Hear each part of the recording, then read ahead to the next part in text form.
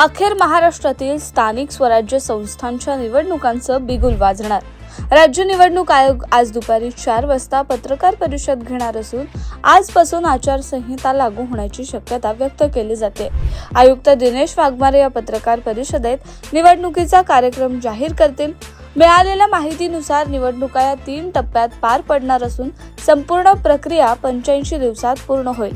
सर्वोच्च न्यायालयाच्या आदेशानुसार या निवडणुका 31 जानेवारी पूर्वी कराव्या लागणार आहेत। राज्यातील 9 कोटींहून अधिक मतदार मतदानाचा हक्क बजावणार असून एकूण 289 नगरपालिका, 32 जिल्हा परिषदा, 131 पंचायत समिती आणि 29 महापालिका या निवडणुकीच्या रणधुमाळीत सहभागी होणार आहे। पहिल्या टप्प्यात नगरपालिका निवडणुका, दुसऱ्या टप्प्यात जिल्हा परिषद आणि पंचायत समित्या, तर तिसऱ्या टप्प्यात महापालिकांच्या निवडणुका होण्याची शक्यता आहे। नोव्हेंबरच्या दुसऱ्या आठवड्यात महापालिकांचं आरक्षण आणि मतदार यादी जाहीर होणार आहे। त्यामुळे राज्यात पुढील 3 महिन्यात निवडणुकीचा जोरदार धुराळा उडणार हे आता निश्चित झालंय।